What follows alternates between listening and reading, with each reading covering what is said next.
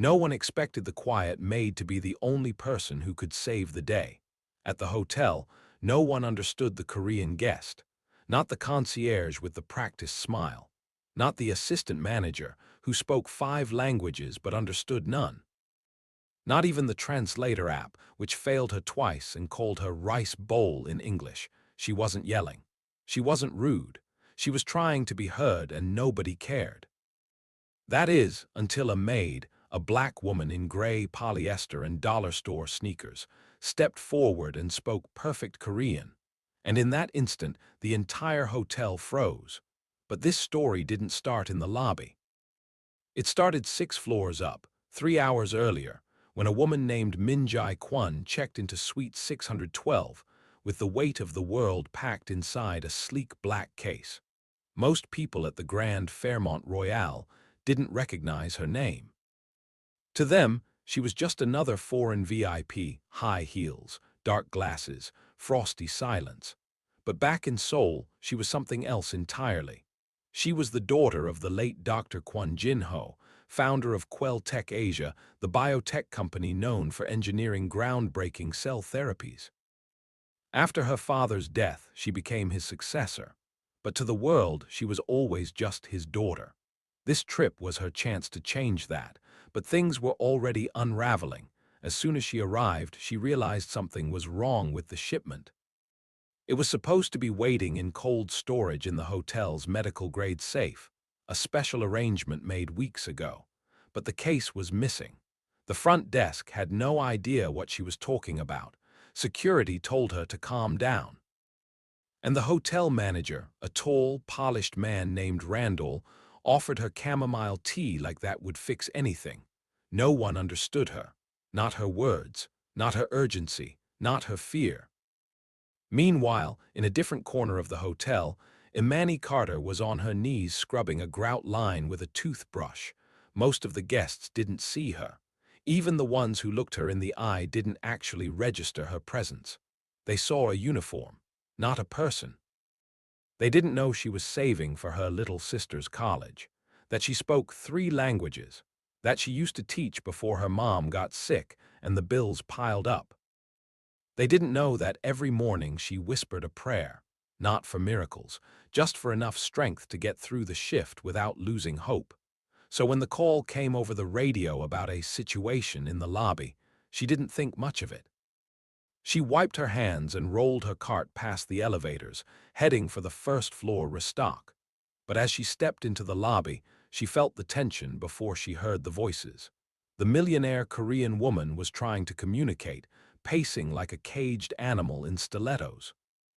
Her hair was perfect, her blouse crisp, but her voice was cracking not from anger but from exhaustion.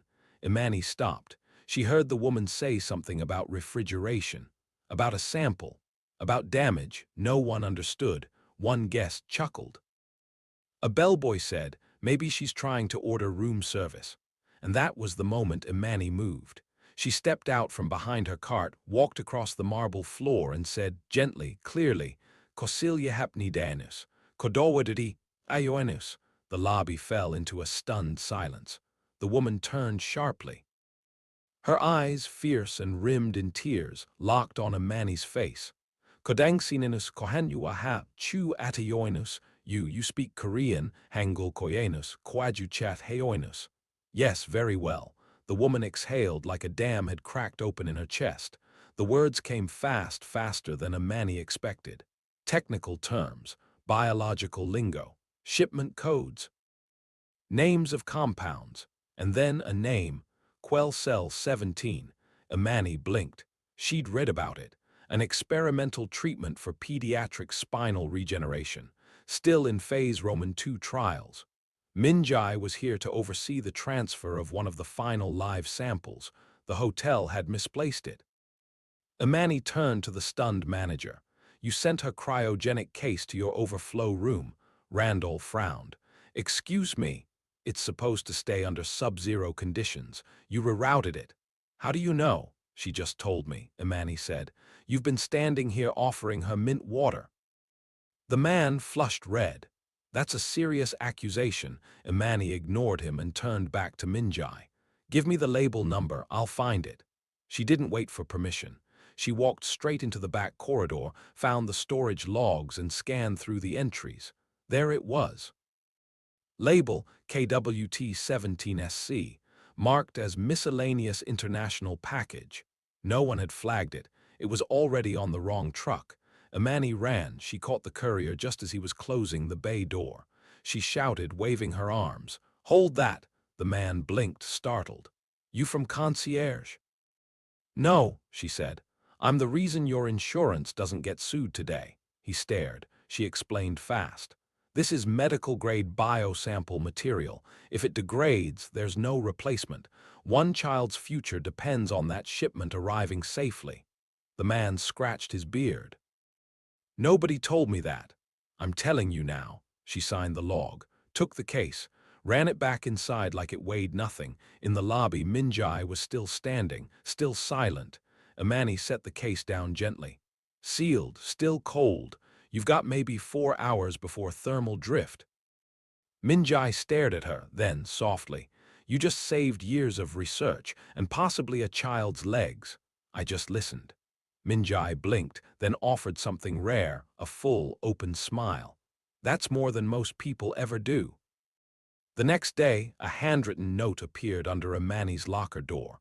It was in Korean. It said, "You didn't just understand my words, you understood my fear, and that is something I will never forget."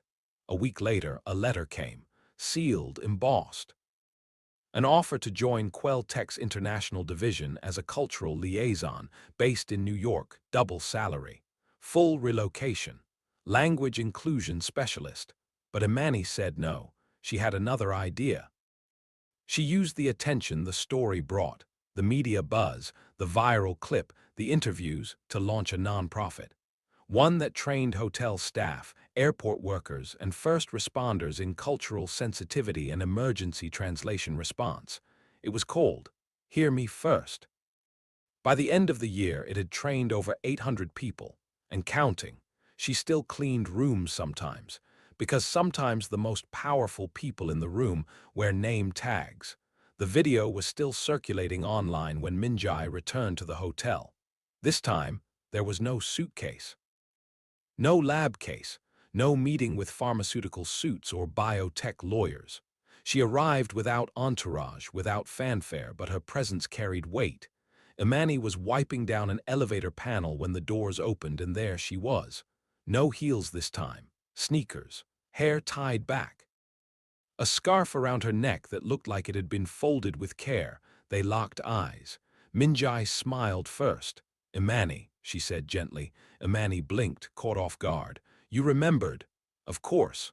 They walked together down the hall like old friends, though they'd only spoken once. But that's the thing about moments that matter. They don't care how long you've known someone. "Can we talk?" Minjai asked. Imani nodded and led her to the staff cafe, the only quiet place she could think of. She poured 2 coffees, both black, both steaming. And then Minjai placed a folder on the table. "What's this?" Imani asked. "Something I didn't get to give you the last time." Imani opened it and froze. Inside was a contract. Not a job offer, an invitation. A partnership agreement. Tech wasn't asking her to relocate. They wanted to fund her nonprofit, fully, with offices, staff, a global platform. They wanted to take Hear Me First to Asia, Europe, Africa. Places where cultural misunderstanding was costing lives every day. Imani couldn't speak. Minjai leaned forward. "You gave me my voice when I needed it most. Let me amplify yours." And just like that, the maid who once mopped marble floors became the founder of an international movement.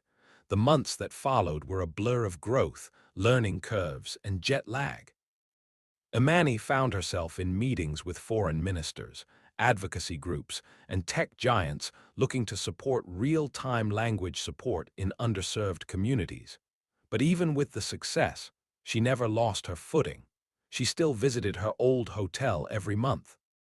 She still brought cookies for the night staff, still hugged the security guard who once snuck her leftover soup from the kitchen, still remembered the weight of every towel she'd folded, the ache in her knees after back-to-back shifts. But what surprised her most was how people started listening. Because Imani wasn't preaching theory, she had lived it. She had been invisible, overlooked, unheard, until one moment changed everything. And now she carried that fire to every room she entered. Her favorite visit, though, came unexpectedly. It was late autumn when she got the call.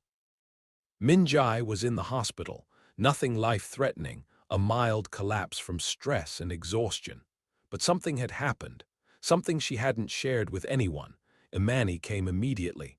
Minjai was sitting by the window in a private suite, Roman 4 in her hand, laptop open. She closed it when Imani walked in.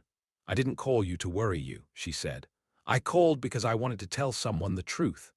Imani sat beside her quietly, and then Minjai spoke slower than usual, more thoughtful. "When I first came to America, I didn't just feel misunderstood. I felt erased, like my pain wasn't valid unless it came with subtitles. You changed that." She paused. "But that day you didn't just translate language, you translated dignity." Imani took her hand. "No one deserves to feel erased." Tears welled in Minjai's eyes. "There's something else," she said. "My father, he used to say that dignity is the one thing no one can give you but everyone can take away. You reminded me that we can also give it back, one person at a time." Silence sat between them for a long moment. Then Minjai smiled faintly. "I want to name the initiative after you." Imani's eyes widened. "What?" "The next branch of Hear Me First, the one we're launching across hospitals. For nurses, caregivers, support staff, I want it to be called the Carter Circle." Imani covered her mouth with her hand. "That's too much." Minjai shook her head. "It's not enough." 2 years later, Imani stood in front of an auditorium in Seoul. Nurses from 10 countries had gathered.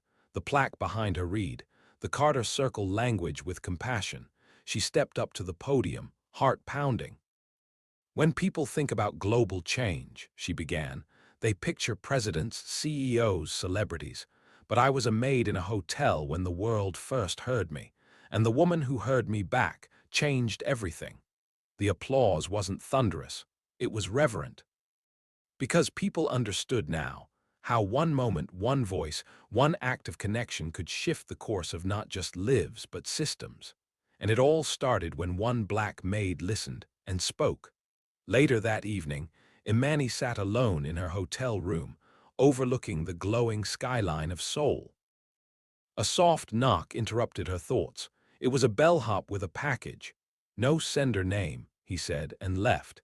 Inside was a framed photo, a snapshot she didn't remember being taken. It was her, standing next to Minjai outside the grand Fairmont lobby, the case between them, both women smiling like they'd just survived a storm and found the sun. Taped to the frame was a note in both English and Korean. "Your voice changed more than my day. It changed my life." She set the frame gently on the nightstand. Next to it, she placed her staff name badge, the one she hadn't worn in years but couldn't let go of. It reminded her where she came from, why she fought so hard. The next morning, Imani boarded a train to Busan. There, she would speak to a coalition of hotel workers, many of whom had never been trained in cross-cultural communication. She brought with her a toolkit, a team, and something more important, empathy forged in labor, dignity carved from silence. As the train rushed through rice fields and coastal cliffs, Imani thought of her mother who always said, "Child, if you speak from the heart, they'll hear you, even if they don't know the words." And they had. Eventually, they had. In one corner of the world, a millionaire learned humility from a janitor's daughter. In another, a maid became a movement. Imani stepped off the train into cool coastal air, carrying nothing fancy. Just a binder, a thermos of tea, and a voice the world had finally decided to hear. And somewhere in a private hospital room back in Seoul, Minjai watched a live stream of the event with a smile on her face and healing in her chest. Because some partnerships don't start with contracts, they start with courage. And they last because both sides know what it means to be overlooked and still rise anyway. Back home in New York weeks later, Imani walked the old block where she used to live. the stoop where she studied for her teaching certification, the corner store where she bought cough syrup on credit when her mom was sick, the laundromat where she once cried into a dryer because life felt too heavy to fold. It all looked smaller now, but she wasn't above it. She was rooted in it. She stopped outside the community center where she was now setting up a free weekend class, not for languages, but for listening. Active empathy, she called it. A class where immigrant workers, hotel staff, nurses, delivery drivers, and janitors could come together, share stories, and build bridges without titles, without uniforms. She pinned up a flyer. A woman passing by glanced at it. "You the one starting this?" she asked. Imani smiled. "Trying to." The woman looked closer. "Wait, you're the one from the video, the one who spoke Korean to that CEO lady," Imani chuckled. "Not a CEO, just a woman who needed help. And you gave it." Imani paused. "I just did what I hoped someone would do for me." That night, she sat by the window of her apartment, sipping tea and listening to the sounds of the city. Sirens, laughter, the soft rumble of the subway. She didn't need applause or headlines. She just needed to know that somewhere out there, someone else was being heard because of what she started, and that was more than enough. Months later, Imani received a letter in the mail, handwritten. No return address, just a red wax seal on the back. Inside was a single sheet of rice paper. In elegant brush strokes, it read, "When you offered me understanding, I rediscovered my humanity. When you saw me, I remembered who I was. And now, wherever I go, I carry your voice with mine." Beneath it was a tiny origami crane, a Korean symbol of hope and healing. Imani placed it beside her name badge and smiled. Life, she'd learned, wasn't about who spoke the loudest. It was about who listened when no one else would. And sometimes it was about being brave enough to answer back in a language only the heart understands. The story wasn't viral anymore, but its echo still traveled, soft, strong, and unforgettable.